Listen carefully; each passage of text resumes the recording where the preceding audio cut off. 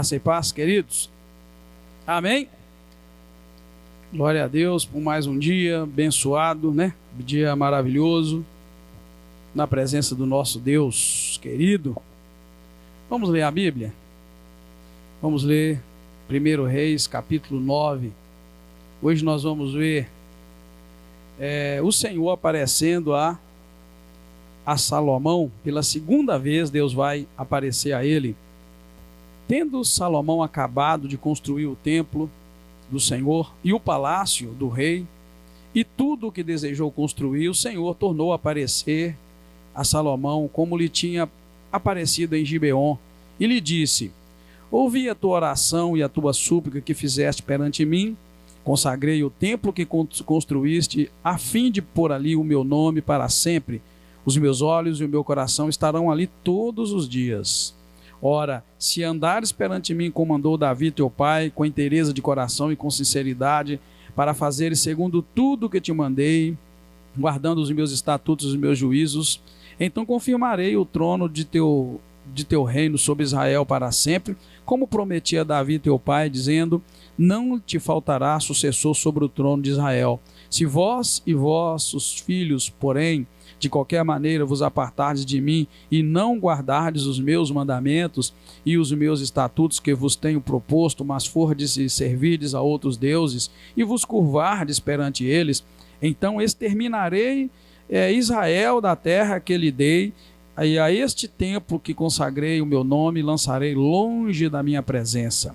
Israel será objeto de zombaria entre os povos, e deste templo que é tão exaltado, todo aquele que por ela passar, pasmará e assobiará e dirá: por que fez o Senhor assim a esta terra e a este templo? E lhe responderão: porque deixaram ao Senhor o seu Deus, que tirou da terra do Egito os seus antepassados, e se apegaram a deuses alheios, e se encurvaram perante eles e os serviram. Por isso trouxe o Senhor sobre eles todo este mal. Ao fim de 20 anos, concluiu Salomão as duas construções, o templo do Senhor e o palácio real. Como Hirão, rei de Tiro, trouxera a Salomão madeira de cedro, de cipreste e ouro, segundo todo o seu desejo, deu o rei Salomão a Hirão 20 cidades na terra da Galileia. Saiu Hirão de Tiro a ver as cidades que Salomão lhe dera, mas não lhe agradaram, pelo que disse: que cidades são estas que me deste, meu irmão? E lhes chamaram terra de Cabu até hoje. Ora, Hirão havia enviado ao rei 120 talentos de ouro. Este é o relato do trabalho forçado que o rei Salomão impôs para edificar o templo do Senhor e o seu próprio palácio, os terraços de apoio, o muro de Jerusalém, como também Azor, Megido e Gezer. Faraó, rei do Egito, subira e tomara Gezer e a queimara e matara os cananeus que moravam nela, e a dera em dote a sua filha, mulher de Salomão. Assim reconstruiu Salomão Gezer, Bet-Horon, a Baixa, Baalat, Tadmor, no deserto daquela terra, e a todas as cidades armazéns que Salomão tinha, as cidades dos carros, as cidades dos cavaleiros, e o que desejou construir em Jerusalém, no Líbano, e em toda a terra do seu domínio, quanto a todo o povo que restou dos amorreus, dos heteus, dos ferezeus, heveus e jebuseus, e que não eram dos filhos de Israel, os seus filhos que restaram depois deles na terra, os quais os filhos de Israel não puderam destruir totalmente, Salomão os reduziu a trabalhos forçados até hoje. Dos filhos de Israel, porém, não fez Salomão escravo algum, eram homens de guerra, seus servos, seus príncipes, seus capitães e chefes dos seus carros e dos seus cavaleiros. Eram estes os chefes dos oficiais que estavam sobre a obra de Salomão, 550, e que davam ordens ao povo que trabalhava na obra. Logo que a filha de Faraó subiu da cidade de Davi para o palácio que Salomão havia construído, edificou ele os terraços de apoio. Oferecia Salomão 3 vezes por ano holocaustos e ofertas pacíficas sobre o altar que edificara ao Senhor, e queimava incenso sobre o altar perante o Senhor. Assim terminou ele a construção do templo. Também o rei Salomão fez naus em Ezion-Geber, que está junto ao Elate, na praia do Mar Vermelho, na terra de Edom. Mandou Irão com aquelas naus os seus servos marinheiros que conheciam o mar com os servos de Salomão. Chegaram a Ofir e tomaram de lá 420 talentos de ouro que trouxeram ao rei Salomão. Amém? Vamos orar, queridos? Obrigado, Pai, bendito é o teu nome, nós te agradecemos, te louvamos, te bendizemos mais uma vez por este momento. E agora pedimos a ajuda do Senhor, Deus, seja conosco e nos dê graça para na nossa meditação, em nada, Pai, nós fugirmos do princípio da palavra do Senhor. Te damos graças, pedimos a tua ajuda neste momento, em nome do Senhor Jesus Cristo. Amém. Pode sentar, queridos. Parece um texto simples, mas a cada vez que eu leio a Bíblia Sagrada, eu não sei os irmãos, mas cada vez que eu leio, eu acabo aprendendo coisas além do que eu já sabia. E eu acho que o que mais importa para nós é quando a gente acha que sabe alguma coisa e aí você aprende mais. Aí é que o aprendizado fica bom, né? Você acha assim, eu sei. Aí de repente você estuda a mesma coisa e aí você descobre coisas novas. E parece que o que é novo que você aprendeu é mais importante do que você já sabia. E assim a gente nunca sabe tudo, né, irmãos? Essa é a importância.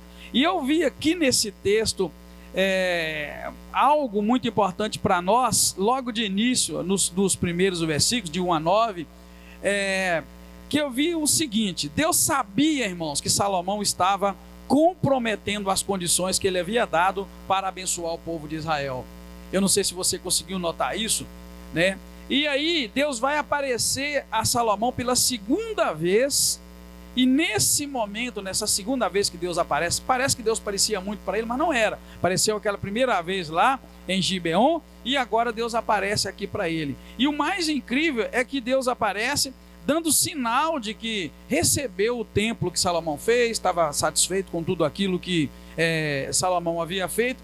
Mas Deus vai, irmãos, mais uma vez e alerta Salomão sobre os perigos da desobediência. Lá quando Deus encontrou ele em Gibeon, Deus falou para ele, né, o que ia fazer com ele, e Deus adiantou para ele dizendo essa mesma expressão, que se ele obedecesse, Deus faria isso e isso, mas se ele desobedecesse, Deus ia fazer bem diferente daquilo que ele estava prometendo. E aqui ele repete a mesma fala. Deus diz para ele, olha, se você desobedecer, se você não andar na sinceridade do seu coração, vai acontecer algumas coisas. E essas coisas são terríveis. Olha o versículo 6. Se vós e vossos filhos, porém, de qualquer maneira vos apartares de mim e não guardardes os meus mandamentos e os meus estatutos que vos tenho proposto, mas fordes e servides a outros deuses e vos curvardes perante eles, então, olha bem, exterminarei Israel da terra que lhe dei. E a este templo que consagrei o meu nome, lançarei longe da minha presença. Israel será objeto de zombaria entre todos os povos, né? E deste templo, quando eles perguntaram o que aconteceu com esse templo que foi tão exaltado, né? As pessoas iam passar, iam ficar pasmadas, iam até assoviar e dizer o que aconteceu. E aí a resposta teria que ser, porque eles deixaram o Senhor, o seu Deus, que os tirou da terra do Egito. Então Deus estava agora aborrecido com o povo. Isso fica claro para nós, irmãos. Deus sabia, era por isso que Deus estava repetindo a mesma palavra.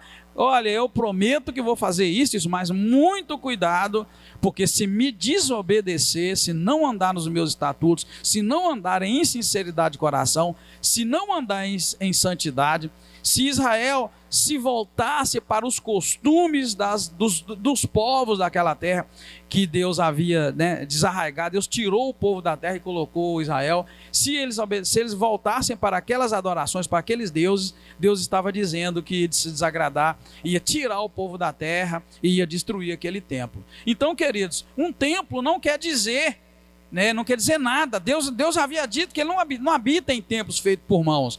Então aquilo que Deus ali disse, o templo, né, aqui nesse texto está dizendo templo do Senhor, versículo o primeiro que nós lemos assim: tendo Salomão acabado de construir o templo do Senhor, olha bem, né, a casa que leva o nome de Deus, a casa estava ali no meio do povo, Mas não nada, a casa não era garantia, irmãos, que Deus ia estar com eles. O mais incrível que eu pego e trago para os irmãos a gente prestar atenção é isso. Aqui a casa não era garantia de que Deus estaria com eles. Por quê? Porque o compromisso de Deus estar naquela casa, que é o templo, era até enquanto Israel fosse obediente. Entendeu, irmãos? Então, tipo assim, construímos uma casa, uma igreja, Deus aceitou, Deus está lá. Não, Deus só estaria lá se Salomão e todo Israel fosse obediente. Porque a gente, às vezes, depois do que eu disse para os irmãos, que a gente precisa aprender a honrar o templo, honrar este lugar, essas paredes que foram construídas, né, para adorar o Senhor, o nome do Senhor ser estabelecido neste lugar. Bem, o compromisso de Deus de estar aqui, nesse ambiente aqui também, é enquanto nós obedecemos a Deus. Se nós não obedecemos ao Senhor, Ele se retira. É o que Deus está dizendo aqui para Salomão. Olha, Salomão, se você obedecer e o povo de Israel me obedecer, tudo bem, estarei aqui. Mas caso contrário, Ele chega a dizer, eu vou exterminar Israel da terra, e quanto a este templo que foi feito para o meu nome, esquece, não vou ouvir oração nenhuma e nem estarei lá. Isso é muito sério, irmãos, é muito pesado. É para que a gente aprenda que, na verdade, tudo depende da obediência. Deus está pronto para abençoar, para dar vitória, Deus está pronto para te dar as graças que você busca, mas tudo depende da obediência. Onde há desobediência, Deus não está ali, Ele não agrada. Ele não agrada da desobediência. Na verdade, a própria palavra diz para nós que obedecer é melhor do que sacrificar. Então, a obediência aqui é outro princípio que eu encontro. Deus não ia cumprir o compromisso com Davi, não teria herdeiro no trono, né?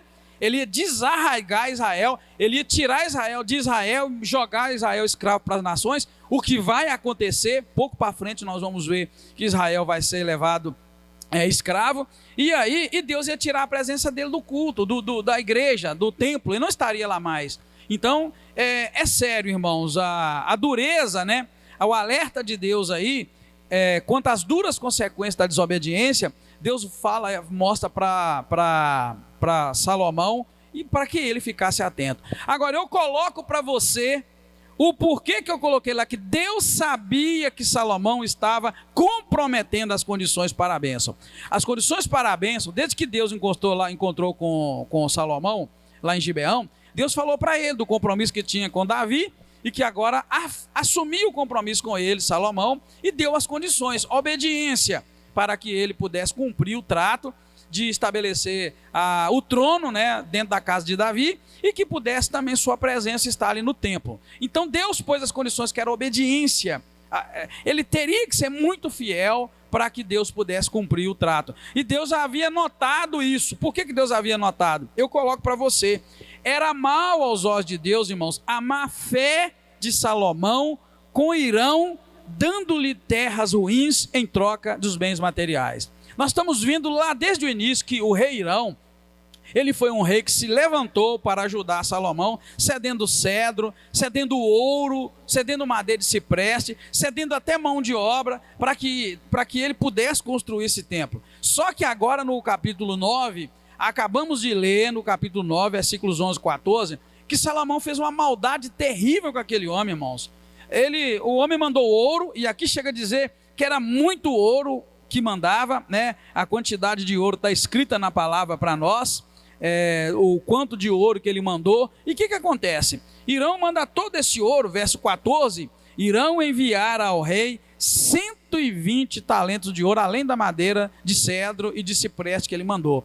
Tudo isso era base de troca, era comércio. Não pensa aí, irmãos, que Deus levantou uma oferta do rei Hirão. Não tem nada de oferta, era negócio, eles negociaram. Só que agora, na hora de pagar, irmãos, esse Salomão dá para ele terras tão ruins que ele reclama e fala: que é isso, rapaz? Que terra que você me deu? E ele não pegou as terras. Então, irmãos, havia algo embutido nas atitudes de Salomão, que só agora fica claro para nós aqui, da agora para frente, fica claro para nós que havia má fé. Se você acompanhar o texto aí, no versículo 11, 10, 11 para baixo, do 10 ao 14, olha bem o que diz. Ao fim de 20 anos, concluiu Salomão as duas construções, o templo e o palácio do rei. Verso 11. Como Hirão, rei de Tiro, trouxera a Salomão madeira de cedro, madeira de cipreste e ouro, segundo todo o seu desejo, deu o rei Salomão a Hirão 20 cidades na terra da Galileia. 12, olha bem, saiu Hirão de Tiro para ver as cidades, né, as 20 cidades que Salomão lhe dera, mas não lhe agradaram. Olha bem, essa terra ruim, ao ponto do rei pegar e não agradar da terra. Aí o versículo 13, pelo que disse o rei Hirão a Salomão: que cidades são estas que me deste, irmão meu? E lhe chamaram terra de Cabu até o dia de hoje. E o 14 diz: ora, irão enviar ao rei 120 talentos de ouro. O que você vê claro aí? Que o homem mandou madeira de cedro, madeira de cipreste, mandou ouro, se moveu para poder fazer isso chegar até Israel por jangadas pelo mar. Salomão pegou tudo, fez a construção maravilhosa do templo, e aí, quando tudo estava pronto, então, e Salomão deu para ele 20 cidades. Aí ele vem lá de Tiro para ver as cidades, e quando vê a cidade era tão ruim a cidade, que desagradou. A Bíblia está mostrando para nós que ele desagradou de tão ruim que era. Diz a história, né, contada, que eram terras muito improdutivas, mas ruim mesmo, que ele chegou ao ponto de desagradar. Então o que você vê isso? Desonestidade da parte de Salomão nesse trato com o rei. Isso é um ponto só. Por isso que eu te falei, por isso que eu te disse lá, Deus sabia que Salomão, irmão, estava comprometendo as condições para a bênção. Deus não gosta de desonestidade. As pessoas têm que ser honestas. Isso é maldade no contrato, né? No comércio, na negociação. Essas terras não eram tão boas quanto Hirão imaginava que fosse, e chega ali, acontece isso. Então já é um ponto ruim, certamente isso já desagradava a Deus. E o outro ponto que eu vejo, desde o texto anterior nós estamos falando, que também desagrada a Deus, irmãos, é o fato de Salomão oprimir as pessoas para construírem as coisas que ele queria construir. Ele construiu o muro, ele construiu... É claro que aqui o resumo da obra é, ele construiu o templo e os palácios com todos os seus anexos. Mas tinha muro, tinha muita coisa que ele havia construído. Ao ponto de historiadores, arqueólogos, descobrirem, por exemplo, nesta região, uma cidade, pequena cidade, de cavalos e de cavaleiros, o que era muito comum naquela época, e aqui chega a citar que ele construiu cidades para os cavalos, para os cavaleiros, que seriam tipo cocheiras, e cidade para os cavaleiros morarem. Eles encontraram lá um local que caberia 300 a 500 cavalos, tranquilo. Depois que eles fizeram as escavações, eles viram nessa região, o que vem a confirmar que de fato isso deve ter ocorrido de acordo com o que a Bíblia nos fala. Então, queridos, aí o que acontece? Outro fator que também desagrada a Deus, e certamente foi o motivo pelo qual Deus alertou Salomão mais uma vez: rapaz, cuidado, se desobedecer, eu vou destruir esse templo, eu vou acabar com isso e vou tirar o povo de Israel daqui, vou mandar o povo, né, ser escravizado. O outro fator é esse, ele oprimir os estrangeiros. A Bíblia chega a dizer bem claro, né, no versículo 15 para baixo, sobre o trabalho forçado. Diz assim o versículo 15: este é o relato do trabalho forçado que o rei Salomão impôs para edificar o templo do Senhor e o seu próprio palácio, os terraços de apoio, o muro de Jerusalém, como também Azor, Megido, Gezé, e vai falando outras cidades que Salomão reconstruiu ou construiu, né? Bet-Heron, Balate, Tadmor no deserto.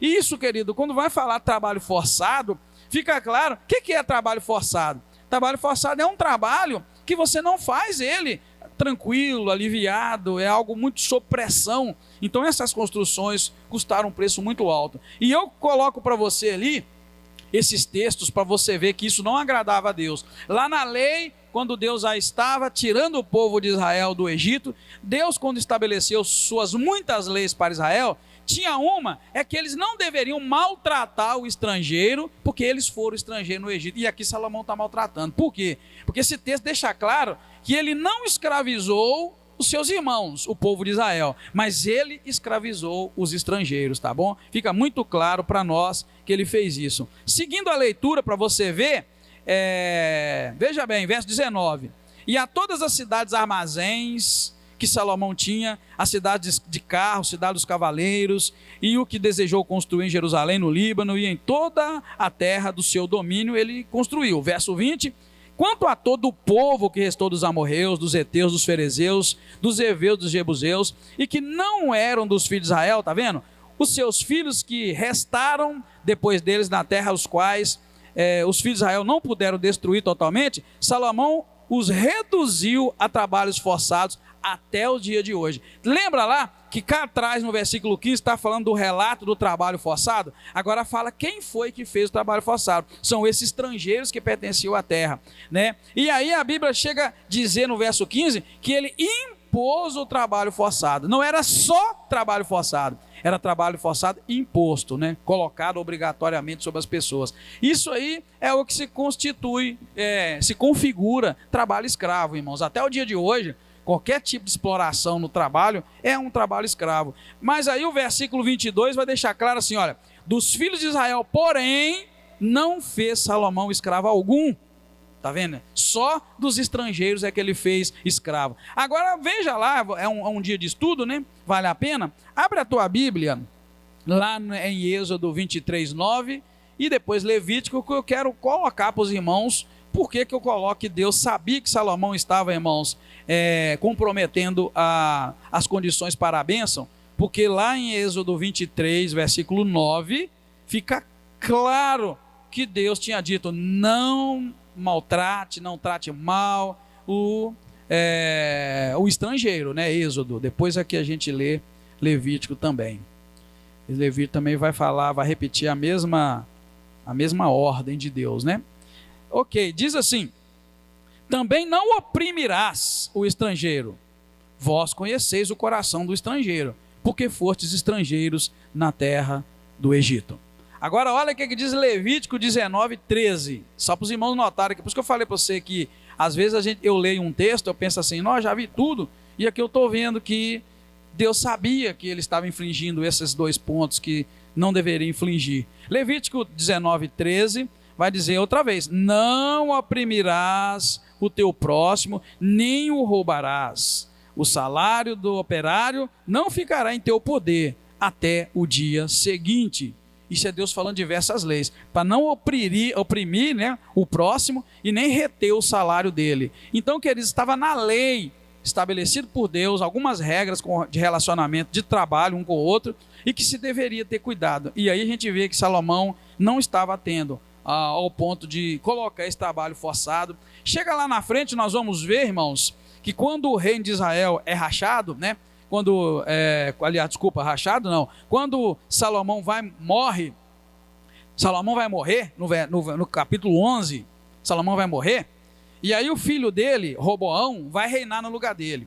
Aí o povo de Israel aproveita a oportunidade e junta um grupo, vai até lá o Roboão e fala, Roboão, capítulo 12 de 1 Reis, viu o versículo 4 que diz isso. Aí eles vão até Roboão e falam assim, teu pai agravou o nosso jugo, ou seja, Salomão apertou demais a nossa vida de trabalho, de labor, de impostos, né? Mas agora alivia a dura serviço de teu pai e o seu pesado jugo que nos impôs, e nós te serviremos. Isso aqui, essa fala do capítulo 12, versículo 4, mostra para nós que o povo não estava satisfeito, irmãos, com a forma como Salomão estava tratando eles enquanto cidadãos. Então isso é muito sério, e certamente isso desagrada ao coração de Deus, porque nós vamos ver, na verdade, a partir de agora, a queda de Salomão vai acontecer assim, muito, muito rápido. Claro que isso em termos reais, duraram anos, mas irmãos vão ver que Salomão vai fazer uma sequência de coisas ruins, de escolhas ruins, que vai levar ele, na verdade, a morrer vergonhosamente diferente do pai dele, que teve um evento de pecado, mas que ele foi restaurado, humilhou-se, pediu perdão e mudou de vida, então ele foi restaurado, o pai dele, Davi, foi restaurado. Mas nós vamos ver que Salomão vai morrer vergonhosamente. Salomão é um homem que envergonha o povo de Israel, e entre todos os homens da Bíblia, é um exemplo de vergonha, porque ele vai morrer na miséria, ele vai morrer, irmãos, totalmente idólatra, ele vai se afastar de Deus vergonhosamente. E olha que a Bíblia mostra que é o homem mais sábio de todo o Oriente.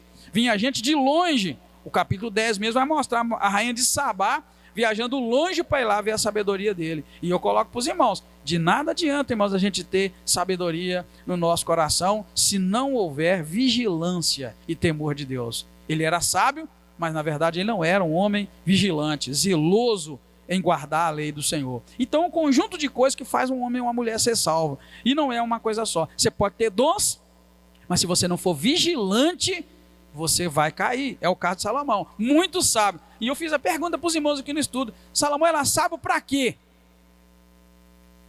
Ele era sábio para muita coisa, menos para servir a Deus.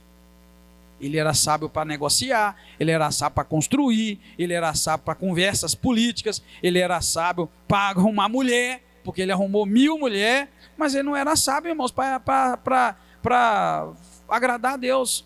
Rápido, as mulheres vão entrar na cabeça dele e ele vai e adorar os deuses dela. Então ele sabe para quê? Esse tipo de sabedoria eu não quero não, irmãos. Se você quiser, parabéns. Sabedoria para você adquirir riquezas, sabedoria para você julgar o povo, mas você não se julgar. Isso é sério que eu estou falando, é pesado? Mas Salomão é um homem que julgava bem os outros. Ele mesmo não julgava, e você vê que é o ponto que ele vai cair. Então sabedoria para quê? Eu pergunto isso. Se eu fosse escritor, eu escreveria um livro assim, sabedoria para quê que Salomão tinha? Porque não era, tá? Fica nítido isso, ao ponto da gente ver trabalho tão forçado, obrigou tanto o povo a trabalhar de maneira escrava, que o povo de Israel chega lá, na hora que ele morre, primeiro pedido que eles fazem para Roboão é: seu pai endureceu demais a nossa serviço, então alivia um pouco. E a gente sabe que o camarada não vai aliviar, outro burrão vai pegar mais duro ainda e vai complicar. Então, quer dizer, isso é muito sério quando a gente começa, a acompanhar a palavra de Deus com cuidado, lendo parte a parte.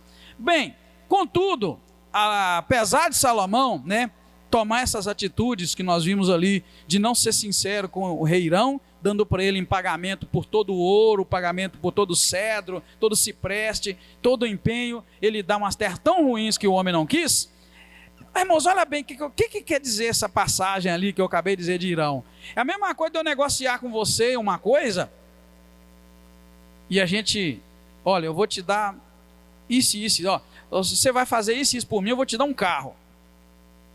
Pronto, um carro. Aí chega lá, você faz para mim uma coisa absurda, uma coisa muito valiosa, e chega lá eu te dou um carro, na verdade, mas um carro com um motor batido, um carro que não anda, um carro que você vai abrir a porta vai cair. Você entendeu, irmãos, o que quer dizer? Essas terras, essas 20 cidades que ele deu, e era tão ruim que o rei falou: não, que é isso, rapaz, que você arrumou? Brincadeira, você está de brincadeira comigo. Você me dá isso aí em troca. Você já viu que camarada desonesto, aquele espertão que só sai ganhando os negócios, mas derrubando os outros?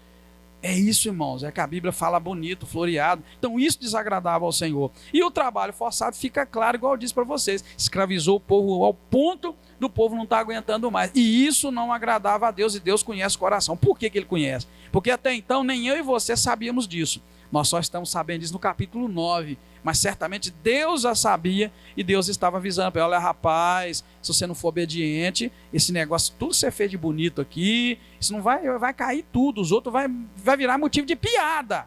Esse tempo que você fez bonito vai virar motivo de piada, porque eu vou sair daqui de dentro e eles vão destruir isso. E aí Deus fala e o povo de Israel vai escravo. Porém, irmãos, eu coloquei ali para os irmãos verem que, no entanto, Salomão fazia uma coisa boa: ele seguia as leis que Deus havia estabelecido com relação às festas anuais. Êxodo capítulo 23, 14, se você quiser abrir lá para você ver, é claro que nós só colocamos uma pequena parte, vai falar, irmãos, das festas, entre as festas todas, que Deus vai colocar para Israel. Lá está 3 festas que Deus pediu que Israel pudesse comemorar, pudesse festejar. Êxodo 23, versículo 14, vai falar assim: as 3 festas anuais, 3 vezes no ano me celebrareis festas. Uma delas, a festa dos pães sem fermentos, ou o pães ázimos, tá? 7 dias comerás pães sem fermento, como ordenei ao tempo apontado no mês de Abibe, pois neste mês saíste da terra do Egito. Ninguém apareça de mãos vazias perante mim. A segunda festa é, verso 16, guardarás a festa da colheita, dos primeiros frutos do teu trabalho, que houveres semeado no campo, guardareis a festa da colheita. no final do ano, quando tiveres colhido do campo os frutos do teu trabalho. 3 vezes no ano, todos os teus homens aparecerão diante do Senhor. Não oferecereis o sangue do meu sacrifício com pão fermentado, não guardarás da noite para amanhã a gordura da minha festa. O melhor dos primeiros frutos da terra trarás à casa do Senhor, o teu Deus. Não cozinharás o cabrito no leite da sua mãe. Aqui o Senhor estava falando, irmãos, para Israel, sobre essas 3 festas que deveriam comemorar: a festa dos pães asmos, a festa da cega e a festa, ou cega, né, como alguns falam, e a festa da colheita. Tudo bem, nós vimos aqui que ele cumpria isso, porque o texto mostra para nós, que nós acabamos de ler, que ele fazia isso 3 vezes ao ano. Salomão, irmãos, não deixava de oferecer sacrifícios ao Senhor. Veja o versículo 5 do 1 Reis 9. Oferecia Salomão 3 vezes por ano holocaustos e ofertas pacíficas sobre o altar que edificara ao Senhor, e queimava incenso sobre o altar perante o Senhor. Assim terminou ele a construção do templo. Ele cumpria, irmãos, a lei, ele fazia as festas, mas o mais incrível é que nem isso, irmãos, ou nada disso, foi suficiente para que o rei mais sábio de toda a terra se mantivesse fiel a Deus. E assim, então, ele vai começar, nós vamos ver a partir do versículo 26, ele começa uma jornada de fama, ele vai ficar famoso, e é isso que vai levar Salomão à queda, vai levar ele à apostasia da fé, ele vai se apostatar da fé em Deus, a fé que ele tinha. Agora eu quero que você dê uma pensada, porque a partir de agora nós vamos ver um outro Salomão. Quero que você volte atrás e pensa, um menino ungido por Deus, Salomão, escolhido por Deus. Quando Deus aparece a ele em Gibeon, ele vai e faz um pedido, pede a Deus sabedoria, Deus dá sabedoria. Aí eu pergunto, sabedoria para quê, né? Todo mundo vai tirar suas conclusões. Deus dá sabedoria. Ele começa a ser um bom administrador, fazer alianças com os povos, com as nações, constrói muita coisa. E agora esse camarada cumpre a lei, fazendo as festas que Deus mandava, porém é muito mal nos negócios, porque é desonesto, foi desonesto com o Irão, e ele também é, de certa forma, um camarada muito explorador do povo para construir o que ele queria. Ele explorava e o povo de Israel já estava sofrendo com aquilo. E agora, irmão, nós vamos ver o quê? Que vamos ver um homem que construiu tudo o que queria, na verdade. E ele vai, a partir de agora, se tornar um homem famoso. Vocês vão ver, nós já vamos ver no versículo 10, que vem uma rainha de Sabá, vem de longe para ir lá conferir se ele de fato era sábio como ele era. E ela vem. E outros povos, outros reinos virão para saber da sabedoria de Salomão. O que eu quero que você nota? Eu noto que nada, eu quero que você preste atenção, que nada disso, irmãos, foi suficiente. Foi forte o bastante para manter Salomão fiel e firme. Então eu te pergunto, o que você faz para ficar firme na fé? Porque esse homem nada adiantou, nem Deus aparecer 2 vezes, nem Deus escolher, nem Deus usá-lo, nem mesmo Jesus nascer dele, porque ele é a linhagem, a raiz de Davi, nem isso fez com que ele mantivesse firme e fiel ao que Deus havia falado para ele. Eu quero que você se posicione nessa noite e pensa, você está fiel a Deus? Você vai ficar fiel até morrer? Quantas vezes você viu Deus? Ou melhor, quantas vezes Deus falou com você igual falou com ele? Né? Quantos templos ele mandou você construir igual foi aqui? Onde está você na história da igreja? Porque Salomão tem o lugar dele na história. Você viu aí, esse lugar do rei mais sábio, e de Jesus nasceu dele. Qual o seu lugar na história de Atos dos Apóstolos? Por que eu te faço essa pergunta? É porque quando eu vejo que nem isso é suficiente para segurar alguém na presença do Senhor, é para a gente se posicionar diante de Deus, querido. Porque esse homem vai agora adquirir fama. E eu vou ser sincero, eu tenho muita dó de quem busca fama. Porque eu já vi jogador de futebol, por exemplo? Esse camarada sai de lá da roça, não sabe nem escrever, mas é bom de bola, vai, sobe. Aí de repente ele vira um ídolo. Cuidado com os ídolos, viu? A gente pensa que ídolo é só imagem de santo. Jogador também. Tem muito crente aqui dentro da igreja que é idólatra. Que se Deus for cumprir a palavra e o idólatra for ficar de fora, tem muito irmão daqui da igreja que vai queimar no inferno, porque tem muito aí que é idólatra. idolatra o time tal, o jogador tal. Então vamos lá, o camarada sai lá da roça e fica um ídolo, vira um famoso. Você vê como é que os camaradas mudam de vida? Vira bandido, vira um punhado de coisa, fica acima da lei, faz o que quer. É isso que vai acontecer. Salomão vai ficar famoso. E eu coloco aqui com certeza, viu, irmãos, que essa jornada da fama de Salomão é que vai levar ele para a queda. Ele vai arrumar um punhado de mulher, um punhado de esposa. Essas esposas vão induzir ele a adorar a outros deuses, e é isso que vai acontecer. E olha, outra coisa que está embutida também nesse texto que eu falei para vocês, que a gente lê às vezes um texto, a gente pensa que sabe tudo, depois descobre coisa. Olha o versículo 24, vai mostrar para nós. Olha bem, verso 24 fala assim: logo que a filha de Faraó subiu da cidade de Davi para o palácio que Salomão lhe havia construído, edificou ele os terraços de apoio. Olha bem, a filha de Faraó, esposa de Davi, de Salomão, subiu da cidade de Davi para o palácio que Salomão tinha feito para ela, né, para eles morarem. Isso aqui é um exemplo de idolatria. Você sabia que na cidade de Davi, Jerusalém, a Sião, né, a cidade de Deus, uma mulher idólatra jamais poderia viver nela. Você notou que assim que foi construído o palácio, ela saiu de lá? Essa mulher jamais poderia viver na cidade de Davi, em Jerusalém, né? Por quê? Porque na verdade, irmãos, isso aí é um ponto para os irmãos entenderem. Isso é idolatria. É uma pessoa que não serve a Deus de inteireza de coração, jamais poderia viver nas proximidades da casa de Deus, onde Salomão tinha feito o lugar onde pelo entendimento, né, do povo, Deus habitaria ali na figura da arca que foi colocada no Santo dos Santos. Só para os irmãos entenderem, irmãos, que esse camarada vai subir, a fama dele vai ficar de tal maneira, Salomão, que ele vai cair, a fama vai derrubá-lo. Talvez algum aqui, irmão, deseja prosperidade, deseja crescer, deseja ter muito dinheiro, deseja ter empresas, deseja fama. Eu vou ser sincero, querido, a fama é a queda de muitas pessoas. Poucas são as pessoas que suportam a fama. Hoje mesmo, conversando com a minha esposa, né, em um evento que a gente estava conversando, nós dois falando, eu falei: nossa, Ana Silva, se fulano fosse rico, se fulana fosse rica, nós estaríamos roubados. O que eu quis dizer?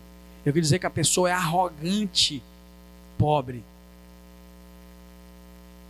Eu conheço um ditado, você deve conhecer também, que tem gente que come canjiquinha e arrota caviar. Eu não sei se vocês já comeram caviar, eu já comi.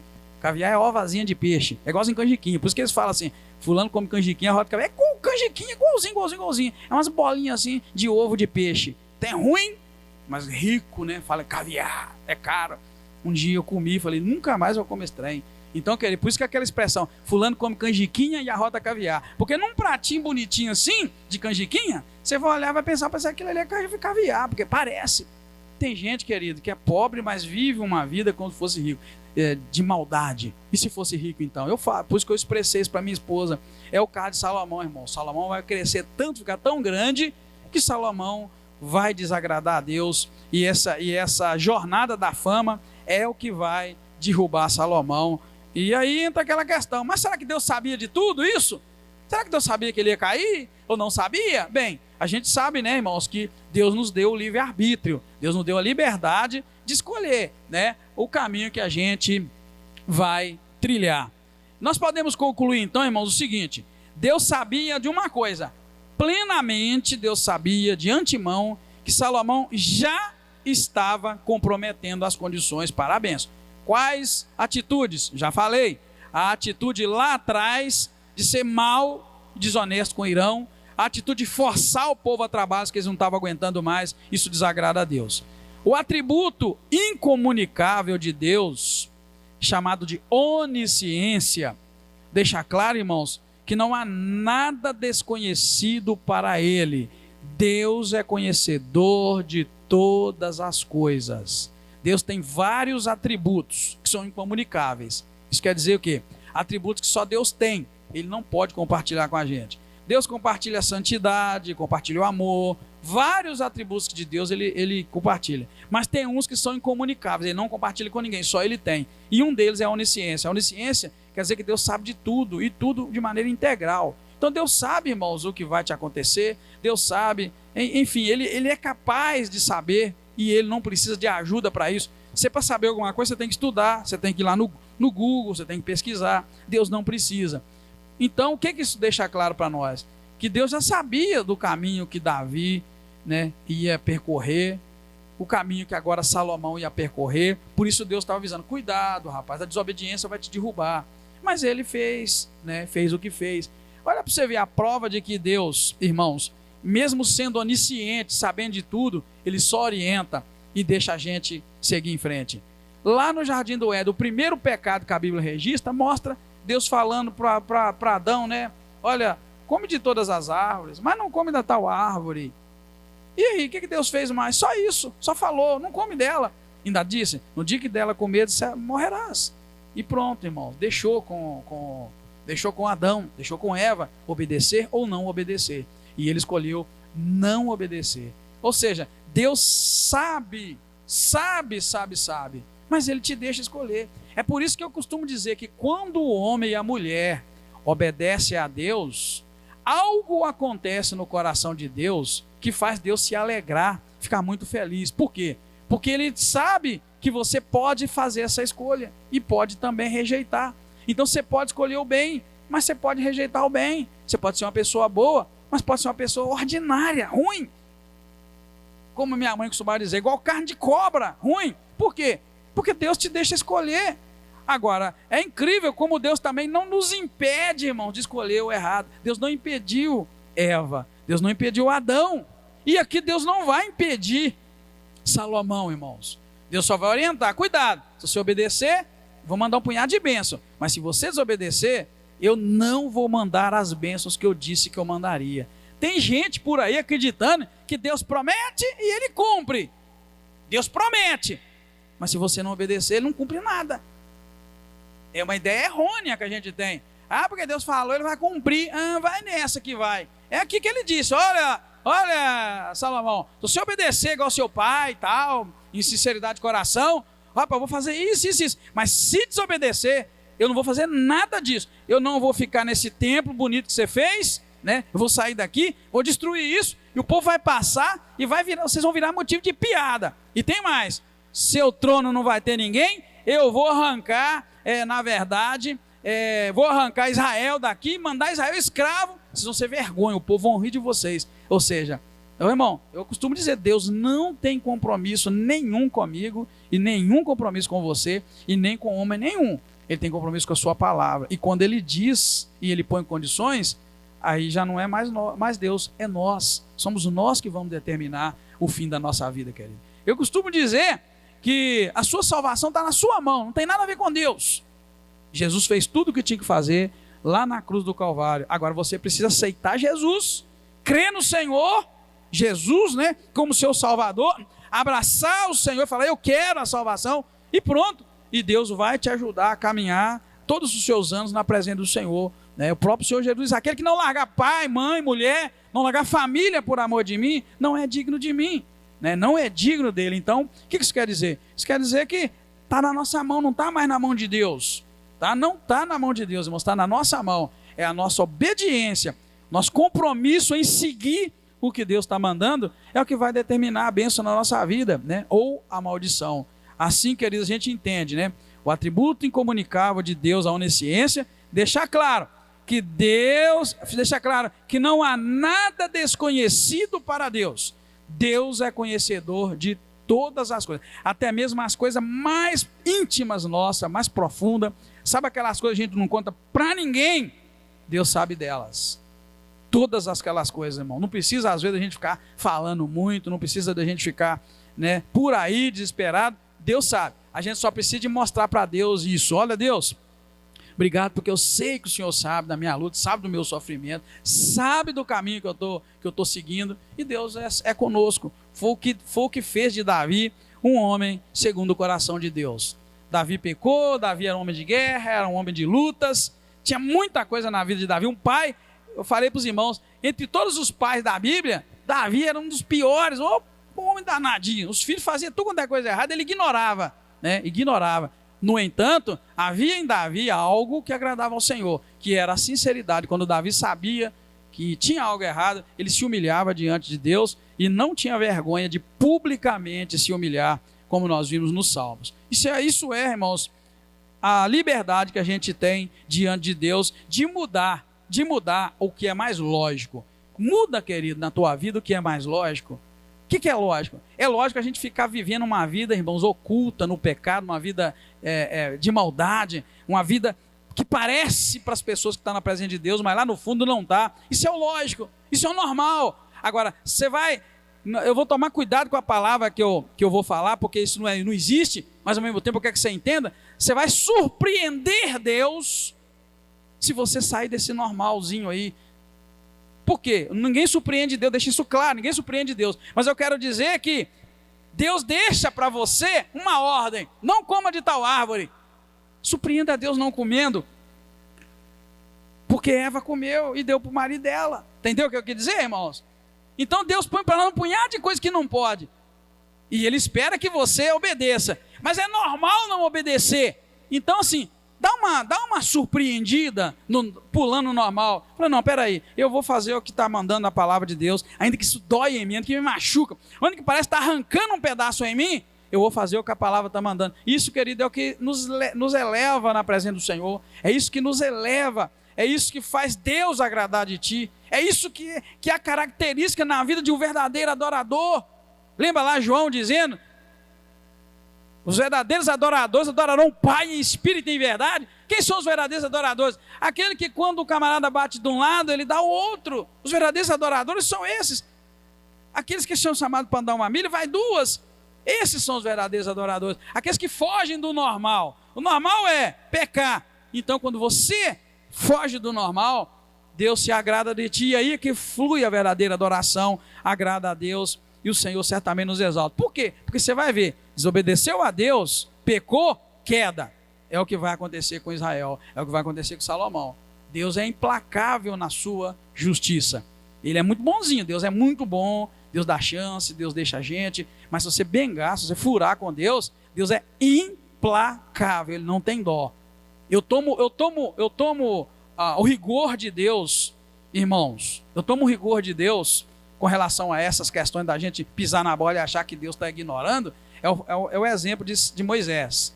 Moisés, um homem mais manso da terra, um líder por excelência, recebeu de Deus a lei, e um homem que Deus descia para falar com ele naquela montanha, naquela nuvem, um homem com relacionamento igual àquele, um homem que andou direitinho o tempo todo, só por um momento na vida dele que ele não faz exatamente o que Deus havia pedido, Deus pega, irmãos, e fala para ele: você não vai entrar na terra que eu falei que você levaria o povo. Aquilo, irmãos, é para você aprender. Deus é implacável e nada faz ele voltar atrás quando ele decide alguma coisa. Moisés não entrou na terra, viu a terra de longe, mas não entrou. E eu fico pensando: meu Deus, mas por que Deus fez aquilo? Sabe por que Ele fez? Para você e eu aprender que Ele é assim. Então Deus não passa a mão na nossa cabeça. E olha, irmãos, o mais incrível que eu amo na palavra é que Moisés havia, entre aspas, com muito cuidado, porque o vídeo vai para a internet, eles pegam uma coisinha que a gente fala e detona. Mas olha bem, Moisés conseguiu convencer Deus por 2 vezes a não matar Israel inteiro. E aí, agora ele não consegue convencer Deus, mas Senhor, e Deus fala: não, Moisés, sobe lá e olha a terra, porque você vai morrer, você não vai entrar lá. Então, quer dizer, o camarada tinha tanta intimidade com Deus, irmãos, que por 2 vezes Deus falou: vou matar esse povo todo, Moisés, vou deixar só você vivo e vou fazer de você uma grande nação. Ele vai, intercede, pede, Deus vai e muda o seu propósito por 2 vezes. Mas na hora que ele comete um furozinho, que eu chamo de furozinho, apesar que a gente sabe que não é, mas olha, gente, isso é para mostrar para você, cuidado, para eu, Edgar, pastor Edgar, cuidado, Deus é implacável, e a gente tem um modelo, uma maneira de pensar Deus tão errada, né? E é através de conhecimento do modo de agir de Deus é que a gente conhece Deus, querido. É assim que a gente conhece, tá? Então a gente está conhecendo Deus aqui na quinta-feira, lendo a Bíblia e vendo como Deus age. Então, queridos, guarda isso no coração para que a gente possa aplicar na nossa vida. Deus é implacável e Ele dá toda a orientação para nós antes. Deus está avisando: cuidado, se fizer assim vai dar errado e eu não vou ter dó não. O povo vai passar e vai assoviar. Eu não sei se assoviar, que o versículo 8 diz, assoviará e vai dizer: Por que Deus fez assim com este tempo? Talvez assim, seja que ela só via assim, que é isso? Não é? Talvez pode ser, não sei. O povo ia passar e, meu Deus, o que fizeram com esse templo cheio de ouro? O que fizeram com esse templo que tinha arca lá no fundo? O que fizeram com esse templo, esse monumento de cedro? O que fizeram? Aí o povo vai dizer, olha, isso aconteceu porque eles desobedeceram a Deus. É isso que resta. Lembra lá Jesus dizendo, vocês são sal da terra, mas se o sal perder o sabor, não serve para mais nada, a não ser pisado pelo homem, humilhado, envergonhado. É isso que está dizendo aquele texto lá de Mateus. É o que nós vamos ver aqui, nós estamos vendo. Ele desobedeceu, isso tudo vai sair do mapa e vai virar motivo de piada. O povo vai pisar, vai humilhar, vai maltratar. Amém, queridos? Que Deus abençoe sua vida, seu coração. Se Deus abençoar, semana que vem nós estudamos o capítulo de número 10. Obrigado a você que veio, vamos orar. Muito obrigado, Senhor, pela oportunidade de ler a Tua palavra, nela meditar. Ah, Deus, tenha misericórdia de nós, Senhor. Tenha misericórdia, fala ao nosso coração, mas pedimos que o Senhor fale ao coração, não à mente, mas lá no mais íntimo de nós, nos ajudando, Deus, a ser sinceros diante do Senhor. O Senhor conhece, o Senhor é onisciente, o Senhor sabe de todas as coisas, sabe do nosso coração. Não nos deixa perecer nos nossos pecados, transforma nosso caráter, Deus. Queremos ter o caráter transformado e sabemos que o Senhor pode nos transformar. Ajuda-nos, ó Deus. Queremos ser agradáveis ao Senhor, não queremos ser vergonha nem tropeço, ó Deus, para a Tua obra. Por isso nós pedimos a Ti graça e misericórdia. Vimos na Tua palavra que o Senhor alertou Salomão que se eles se desviassem do caminho do Senhor, seriam vergonha, Senhor, eles seriam envergonhados, e nós sabemos que isso vai acontecer, porque eles vão se desviar dos caminhos do Senhor. Por isso eu peço a Ti que nos ajuda, transforma o nosso coração, não nos deixe ser motivo de vergonha, Pai, de piada para as pessoas, muito pelo contrário, o Senhor possa usar-nos para que muitas vidas se rendam aos pés do Senhor. Ajuda-nos a aceitar Jesus de coração, e aceitar, ó Deus, o caminho que o Senhor tem trilhado para aqueles que hão de herdar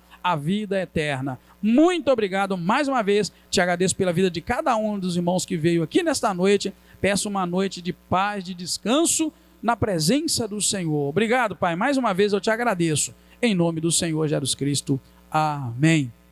Muito obrigado, Deus abençoe a sua vida, te leve em paz, vamos estar juntos no final de semana, se Deus quiser.